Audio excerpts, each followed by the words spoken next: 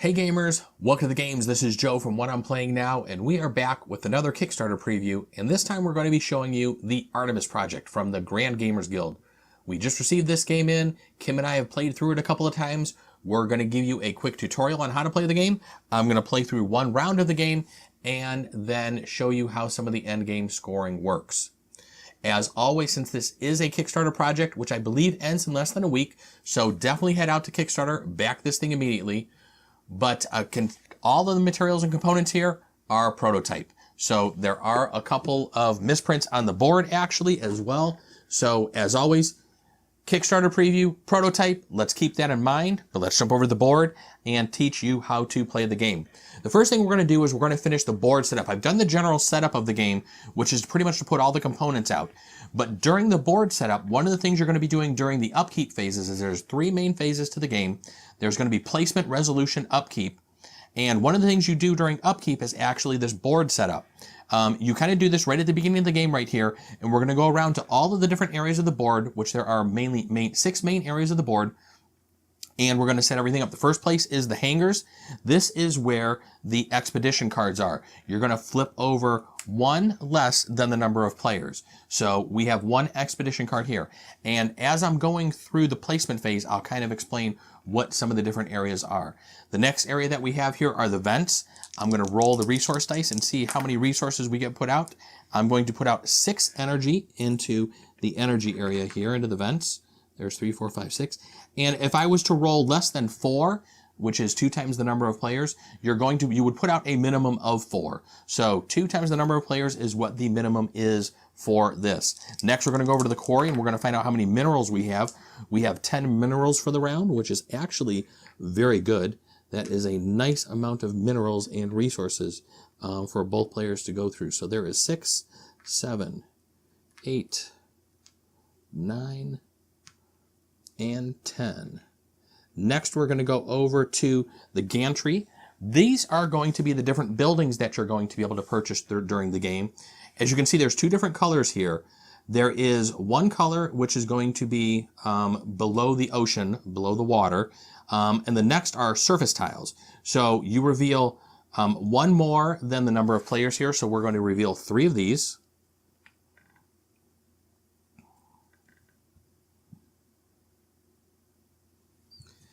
And there is a maximum of 8 of these. There's also a maximum of, I believe, 12 of the resources. I don't know, maybe there are not a maximum of the resources. Well, with the 2 dice, I guess there's going to be a 12 maximum if you're playing a 2-player game. Next, we're going to jump over to the Doorstep. This is where different colonists are going to be coming in that you're going to be able to recruit. And what you're trying to do is you're trying to build your colony on Europa here, which is one of the moons of Jupiter. And you're trying to basically do that by getting the most victory points. Some of these ocean tiles, these underwater tiles that I was mentioning during the game, a lot of these are going to give you resources. This one actually does give you a victory point during the game that you can activate. Most of the surface ones, which are these, they look like they're above ground, kind of like they're frozen. They're ice ones. These are mostly end game scoring conditions. So these ones will give you resources. This is going to be more end game scoring. But right now, let's actually fill this up. This is actually 1 plus the number of players. So we're actually going to put 3 out. Actually, it's 4. It's 2 more than the number of players. I'm sorry about that. It's 2 more than the number of players. So there's 4. And there are 4 different color of colonists, you can say. These are the brown colonists, which are pioneers. Over here, we have the blue, which are engineers, the red, which are marines, and then the purples, which are the stewards. And these will actually do different actions when you're actually kind of going on the expeditions. Also, your different buildings need some of the different colonists to be placed on them to be able to activate them during that upkeep phase as well. So there's really nothing we need to do over here in the academy. The outfitter is over here. This is where you can actually place dice and get tools which allow you to increase or decrease the roll of your dice. So if I wanted to increase my 2 to a 3, so maybe I wanted to go over here to the academy and I wanted to get a marine, but I only had a 2 die left, I could put a tool on there and actually increase it by 1. You can never go, you can use as many tools as you want, but you can never go above 6 and you can never go below 1. So you can actually add or subtract from the die based on the number of tools you put on there. Also, tools are an end game victory point condition. You can get a couple of victory points if you do have the most tools available in your player board. The last thing that we actually do for the round is actually flip over the event card. The game takes place over 6 rounds, and so this is kind of going to be your timer for the game. And this also lets you know where to put this actual little pink little counter here, because this is going to let you know when the event kind of goes off. Roll 1 fewer die for both events and the mines this round. So when we get to the upkeep phase and we're going to be rolling for the next round, for round 2, we would actually be rolling 1 less die. So there's going to be a lot less resources during the second round of this game. There we have the actual final setup of the game. So we're pretty much ready to start. So I said the first thing we're going to do is placement. So each player is going to take their dice, and you have 5 dice. You're going to roll your dice. And the nice thing about this game, since it's kind of like a dice worker placement game, is that both high and low dice are actually needed to be able to be successful in the game. So we're going to let the blue player go first because I normally play blue. Kim normally plays red, and Kim beat me the last game. So I'm going to get to go first, we're going to say, this game. One of the first things I'm going to probably want to do is probably get some more resources. Now I have a 1, 3 5s, and a 6. So we have quite a few minerals over here. I could throw my 6 down there, but Kim has a 2, 2 4s, and 2 6s. One of the interesting things with this game is that there is some dice displacement when you're playing the game. If I put my 5 here on the minerals, and then Kim goes here and puts her 4, she will actually bump me, and she will get to take the resources before I get to take the resources. So that's something that you definitely want to keep in mind, and you definitely want to pay attention to what your opponent has, and then try to plan accordingly. You don't necessarily want to put your highest dice into some of those areas when you're trying to get the resources. But let's go around the board in actual order, and I'll kind of go through what the dice placement and how the areas work. So over here we said we have the hangars. This is going to be our expedition. So between the two of us, what we actually need to do is we need to get a total of 8 dice there, and then we will have the bottom 2 rewards that are actually going to be available to us. So when that card was flipped over, what we should have actually done is put 1 colonist there, and then also there should have been a building put here, and this building is available to actually win. So I definitely kind of would like to participate in the expedition because you do get points for participating in the expedition, and you get these expedition tokens. And the person with the most of those at the end of the game also gets some victory points. So getting the expedition points or tokens is very important. So one of the first things I'm probably going to want to do is probably put my 6 here, because I want to contribute as much as I can to this, because I want my choice of the 2 rewards that is here. So on my first turn, I'm probably going to place my 6 there, but let's go through the whole board first before I start placing. I kind of already mentioned what we do at the vents and the quarries. We actually place dice here, and then if you place lower than a die that's already there, it gets shifted to the right, and then you would place yours to the left. And considering I'm upside down, I believe I actually said that right. That's how both of those areas work, the vents and the quarry. You have energy and minerals. After that, we would go over to number 4, and this is the gantry. On here, you can put a die, and this is for basically bidding for the building. You will need to spend 1 mineral for actually each pip that is on your die when you go over there. So if there's a building that you really want, you may want to put a higher die there, but you want to make sure you have enough minerals to actually be able to pay for that. After that, you have the doorstep. This is where we can recruit some of the different colonists. Now we need to keep in mind, if we don't have a building to put those colonists onto and they are in our shelter, during the upkeep, you actually need to spend energy to keep them warm. They are above ground in a shelter that isn't heated or isn't heated very well, so you need to spend extra energy on them to keep them alive, or you will lose them. So you kind of want to make sure that before you start grabbing a bunch of colonists, you possibly have a place to move them to, or you want to make sure you're getting enough energy to be able to keep them warm and keep them alive. Again, you have a little chart here that tells you if I put a 1 or 2 here, I can buy 1 colonist. If I put a 3 or 4, I can buy 1 or 2. If I put a 5 or 6, I can buy 1 to 3. These are limited. There's going to be a maximum of 12 there. And colonists can also be upgraded over at the Academy, which is space number 6. Now, in a 2-player game, you want to keep in mind, this is very limited because the second space is only usable in a 3 to 4 player game. So, since we are playing 2 players, there's only going to be 1 area each turn, 1 space each turn where we can put a die and actually upgrade one of our colonists to one of the 12 colonists that are here. And once these run out, the Academy is pretty much shut down. This does not get replaced at all. So definitely something you want to keep in mind. At the end of the turn during the upkeep phase, one of the final things that you get to do, and we'll go over this, is choose who goes first.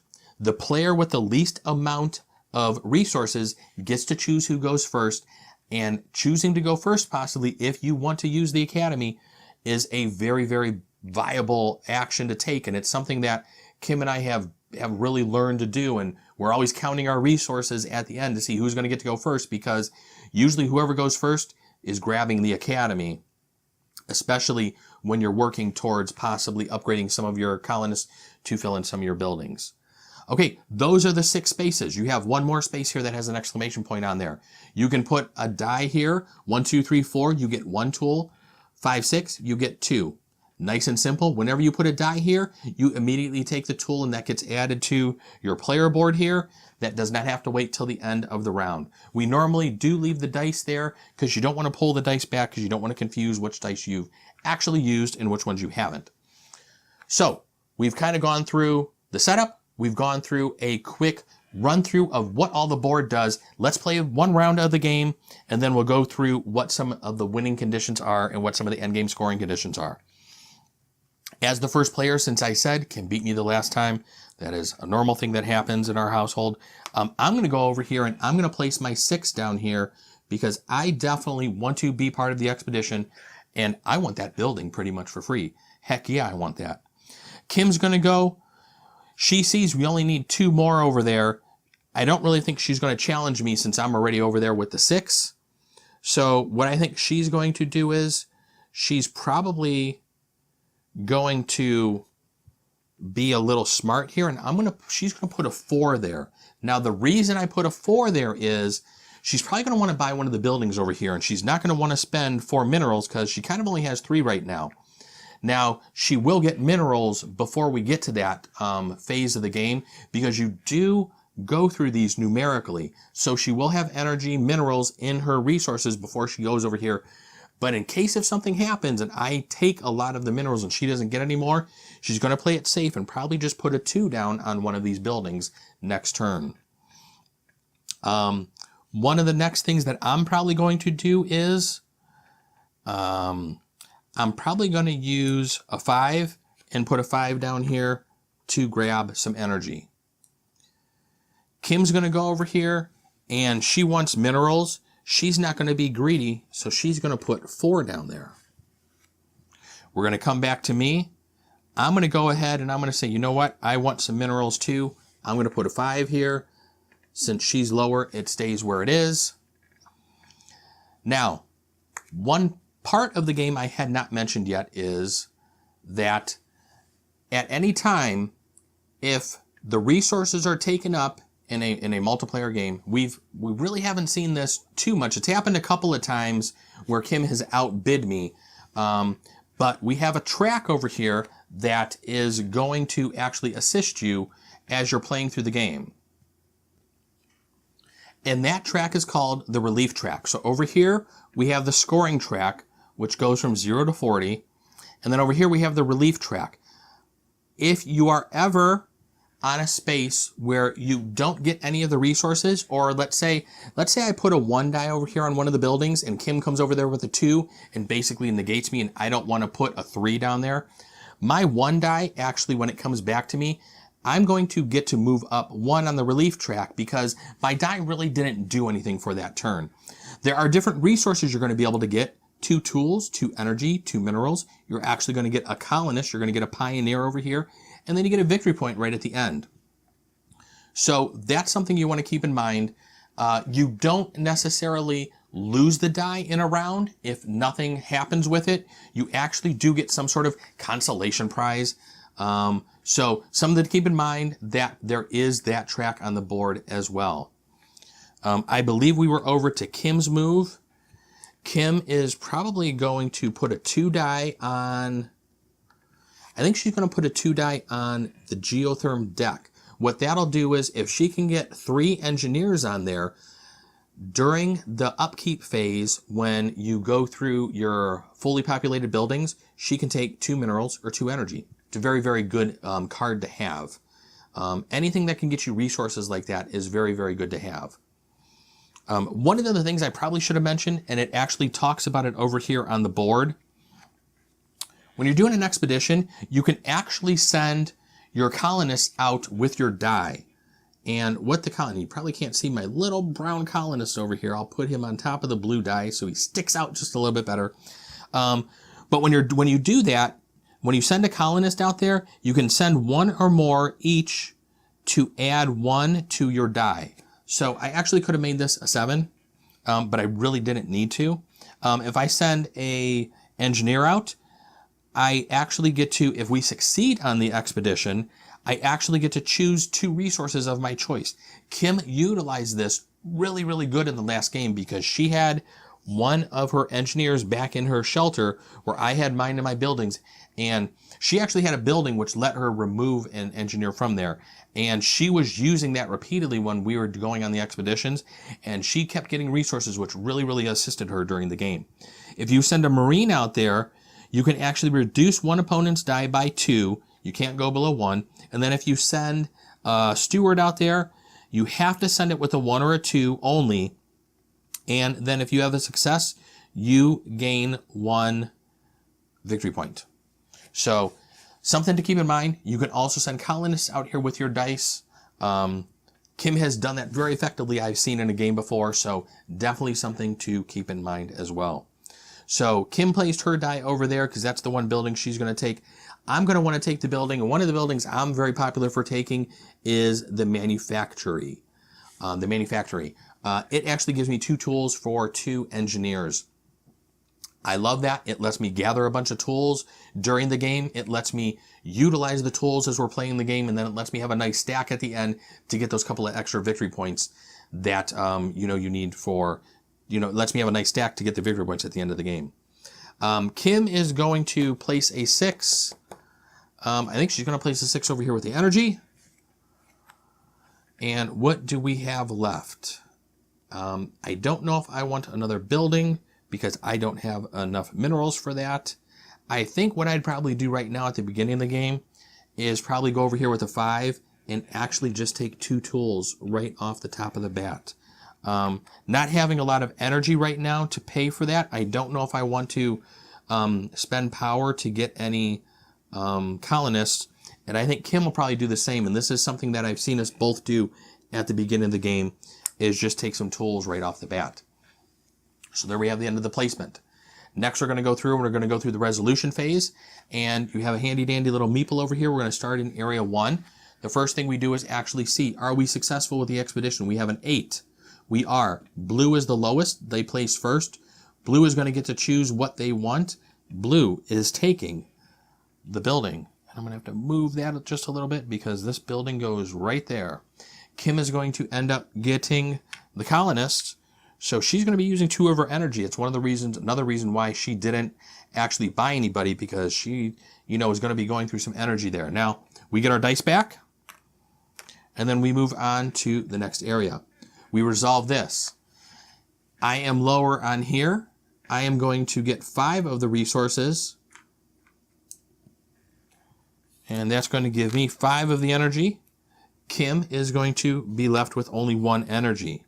So she doesn't get to go up on the track here because she actually did get something, even though it wasn't a lot. Now over here, the roles are going to be reversed, but over here we also have a lot more minerals. We're going to move this over to this area. Kim is going to get 4, so she gets 4 minerals. I am going to get 5. 3, 4, 5.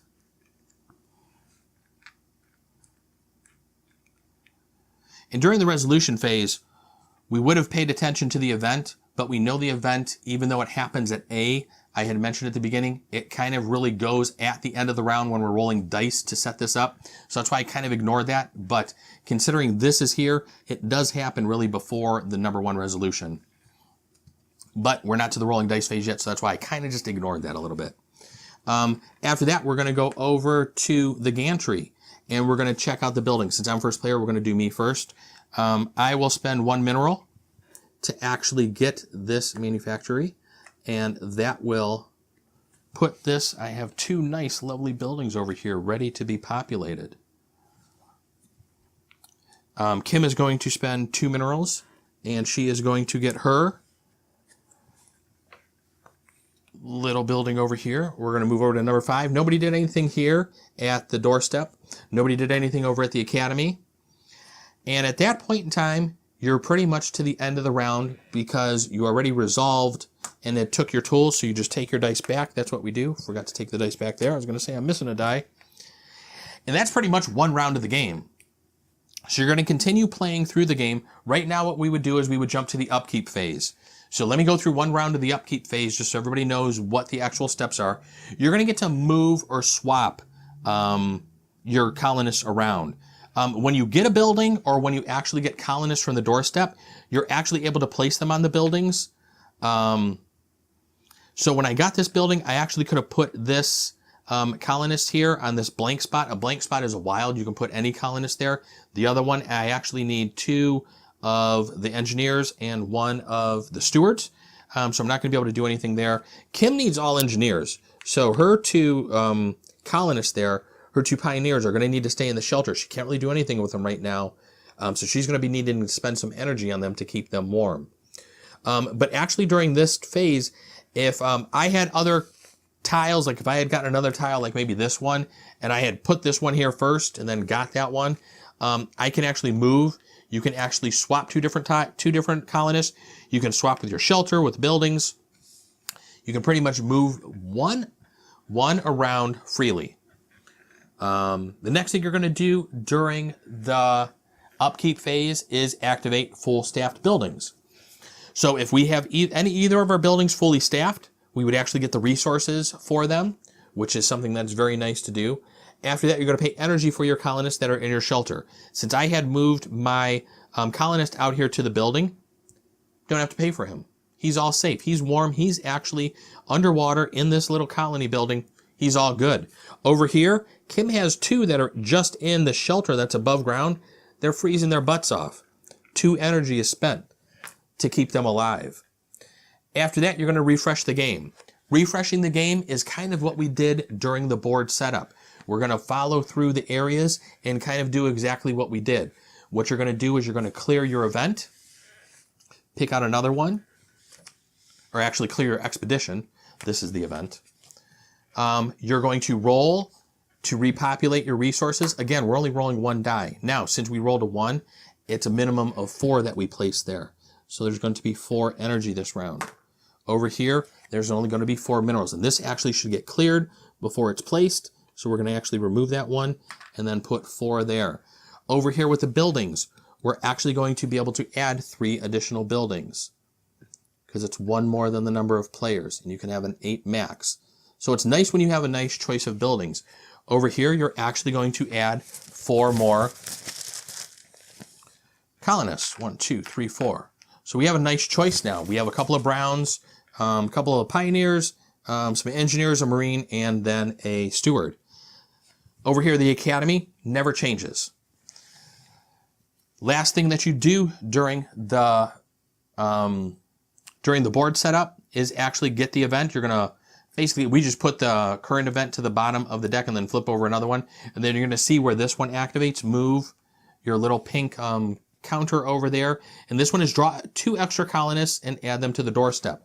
So that will happen during that phase. Other than that, that is a teach of the game. That is 1 round of play, and then going through actually the upkeep phase. I believe there is one more thing during the upkeep phase. Just looking at my notes here real quick, make sure I don't forget anything. Refresh the game board, which we just did. You're going to choose start player. So we look at the resources. Kim has a lot more resources than me. So she would actually get to choose start player. She'd probably choose first because she's probably going to want to upgrade one of her colonists into one of these different colonists over here to be able to get probably more blue out here. Now there are 3 blue out here. She could purchase them, but she could also at least upgrade one to be safe in case if I jump here and actually purchase them before her. But that's 1 round of the game. So at the end of 6 rounds, you're going to go through, and the victory point conditions are you're going to look at the stored minerals and energy. And you have slots over here for every 5 that you collect. So I have 5 minerals here. I can put 1 in my stored, put these 4 back.